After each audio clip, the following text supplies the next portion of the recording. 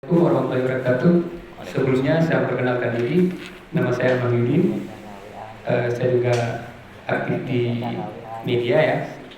Sebelumnya pada 2016 lalu sampai 2018 saya bekerja sebagai jurnalis di media ACNN.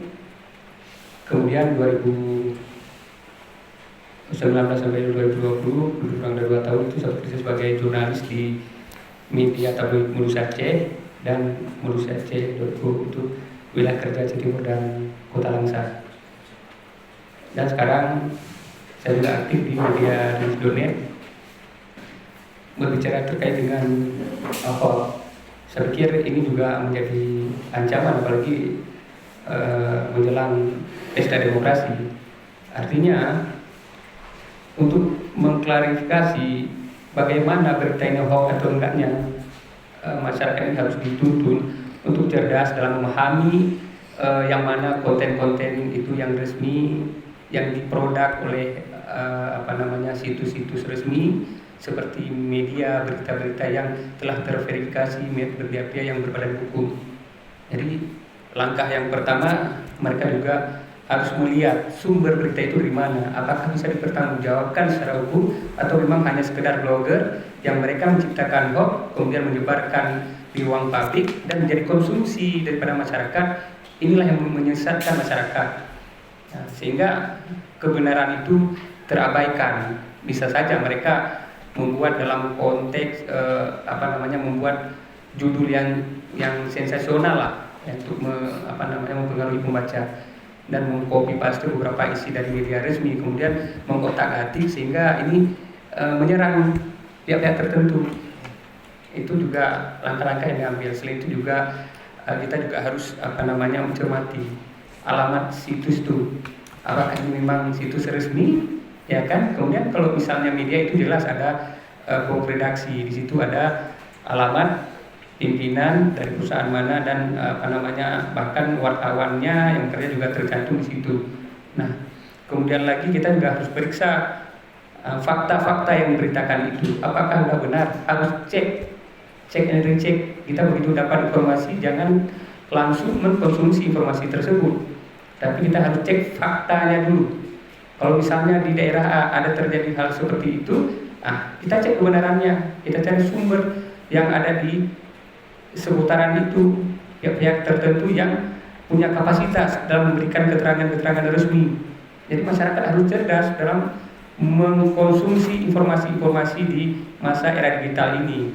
Karena kita harus akui tidak dapat kita bendung majunya informasi hari ini yang begitu pesat, ya kan, bahkan media sosial yang saat ini ada di genggaman masyarakat itu bisa langsung informasinya dalam detik itu bisa tersebarkan. Nah, masyarakat yang menggunakan media sosial juga inilah yang kita harus ajarkan mereka. Saya pikir ini memberikan edukasi kepada masyarakat awam ini sangat penting terkait dengan kebenaran suatu informasi. Sehingga ketika mereka mempunyai pengetahuan tentang kebenaran suatu informasi, cara memperoleh informasi yang benar, dari mana sumber informasi itu yang legal, mereka harus tahu ini. Jadi masyarakat ini harus diedukasi. Ada pihak-pihak tertentu, misalnya sekarang ini apa salahnya kita gaib dengan pemerintahan kampung itu untuk memberikan pelatihan, ya kan, pemahaman, minimal pemahaman, dan memberikan pembelajaran seperti hari ini kita lakukan, yaitu grup diskusi. Kita diskusikan, kita memberikan pemahaman kepada masyarakat. Ini konten-konten hoax seperti ini, situs-situs yang resmi seperti ini, ya kan, ini alamatnya. Kita ajarkan mereka sehingga yang awam ini tahu dia. Bukan berarti apa yang muncul di ruang publik, di media sosial itu adalah berita, tidak, ya kan, tidak semuanya itu berita.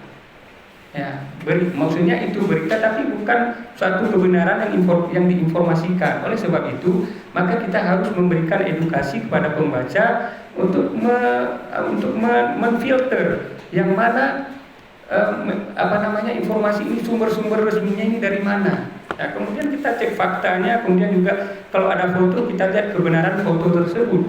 Apakah ini dari diedit, ya kan, dan lain sebagainya. Makanya kita harus memberikan pemahaman ini tentunya untuk mengklarifikasi, untuk melihat yang mana media-media itu resmi atau enggak juga kita udah ada apa namanya, kalau di media-media resmi itu ada badan hukumnya gitu kan, dan terverifikasi juga, alamatnya lengkap, kemudian konten yang diberitakan itu berimbang apa tidak, kemudian sesuai dengan fakta kejadian atau tidak. Saya pikir pemahaman-pemahaman ini harus diketahui oleh masyarakat, sehingga begitu ada informasi ke ruang publik mereka bisa memfilter yang mana sih benar apa enggaknya gitu. Dan kalau terdapat informasi yang tidak benar, tentunya kita harus memberikan laporan kepada pihak terkait. Misalnya di situs-situs online itu masing-masing, misalnya apa namanya, di Google juga ada apa, ada tempat untuk kita melapor, Facebook juga ada ruang diberikan untuk melapor konten itu, misalnya hoax dan lain sebagainya. Begitu juga informasi lainnya. Saya pikir ini perlu pemahaman terhadap masyarakat untuk menjari melakukan filterisasi terkait informasi yang benar atau tidaknya, sehingga yang tersampaikan kepada masyarakat ini utuh sebagai informasi yang membangun, yang mencerdaskan, dan bisa apa namanya, membuat suatu kemajuan dalam pilkada, dalam pemilu ke depan. Jadi tidak ada lagi tersebar hoax yang menyesatkan masyarakat. Ini saya pikir sangat penting, dan sebagai awal dari memulai diskusi kita, saya pikir hanya ini saja dulu. Terima kasih. Assalamualaikum warahmatullahi wabarakatuh. Dari